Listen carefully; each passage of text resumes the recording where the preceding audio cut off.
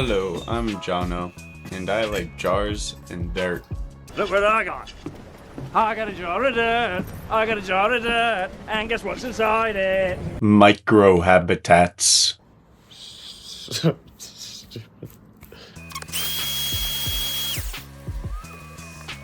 By following the simple steps in this video, you too can have a living slice of nature that fits in the palm of your hand. First, you'll need to get a jar. I found this big octagon. Wait, 1, 2, 3, 4. I found this big pentagon tank off of Facebook Marketplace for $10. Yours don't have to be as big, you could just use a simple jar. After you obtain your jar, you'll need a few special ingredients. The first thing you'll need, I guess the second thing you'll need is the rock. To get the rock you need, you'll need to find a rock plug. Yo bro, you got rocks.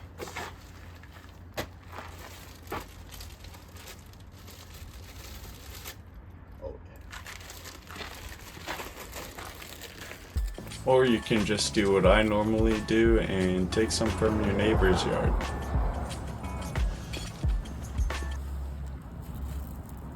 Hey.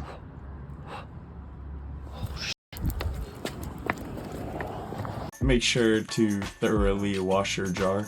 Once you have your rocks, you put them at the bottom of your jar, just like a little bit. And make sure to give them a lot of pets. Then you need to obtain some sphagnum moss.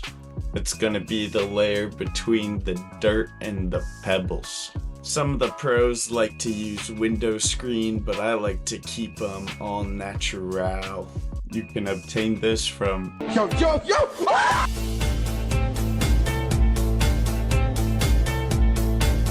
So yeah, put that stuff on top of the pebbles and make sure to cover them all up and pat them. Next ingredient is Who's that Pokemon? It's Pikachu! It's Clefairy! dirt. I found that you can find a lot of fresh dirt at the cemetery. This is actually the best dirt you can use because it is freshly dug. Or you can buy some special dirt online and watch it become more dirt. With your dirt, you can now place in the dirt. I put in a lot of dirt and leaves and stuff because I wanted to put in some worms. Disgusting! You should place in some bigger rocks and stuff so the critters have little caves to explore. Also a little bit of wood and some leaves. The critters can eat the decomposing organic stuff. The final and most important part is adding moss and other live green stuff. You know what they say, any microhabitat without moss sucks. Then you can add in your critters and watch as nature unfolds. I added in a little cannon as a reminder that nature, while beautiful, can be relentless. Satisfied with this septagon tank, I decided to make another one for some fancier isopods. First, I obtained my jar from the jar merchant. Then I went to my neighbor's yard to get some rocks. Then I put the rocks in the jar. Then a little sphagnum layer and dirt. Lastly, some rocks and moss. Just like that, you got yourself an active microhabitat. The special critters I put in here are called Gestroy isopods. Specifically, Armadillidium Gestroys. These little things are awesome. I feed them a little carrot and a little bit of like eggshells and some other random stuff, and they just chill. In case the steps aren't clear already, let me break it down for you.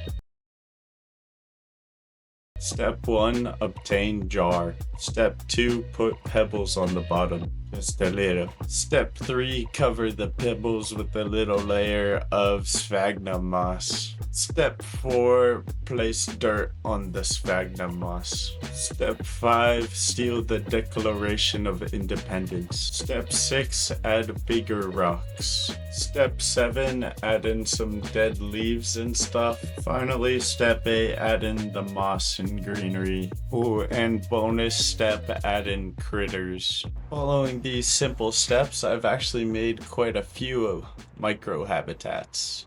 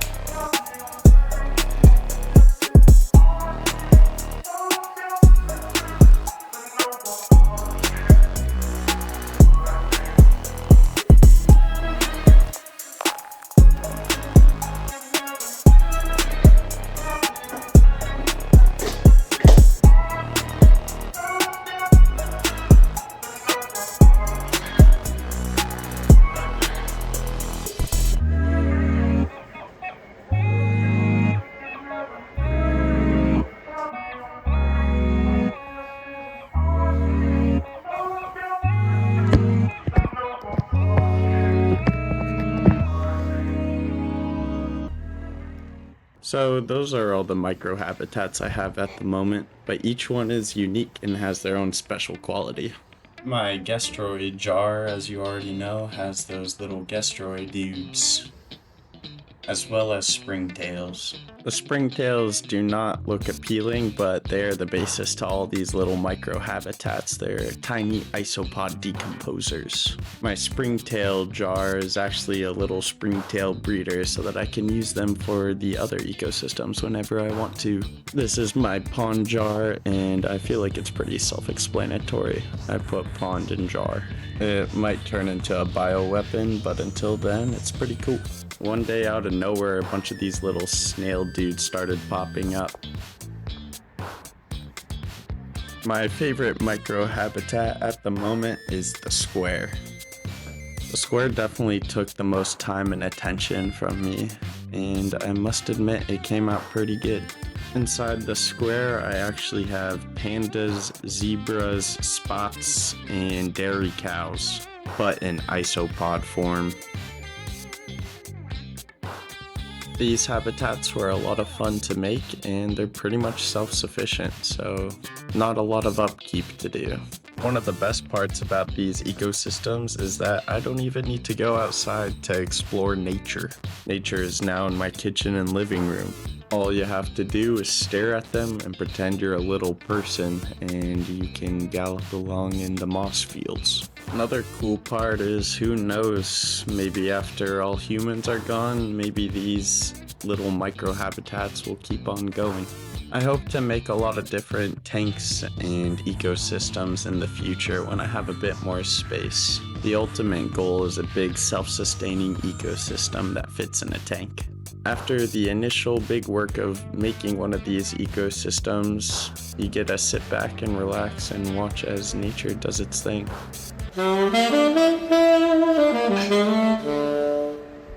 Anyway, these microhabitats and this video took me quite a long time to complete, so a like and subscribe and maybe even a share would mean a lot to me. This has been Making Microhabitats. I hope y'all enjoyed and learned something new. I hope to see y'all on the next project, and with that, Jono signing out.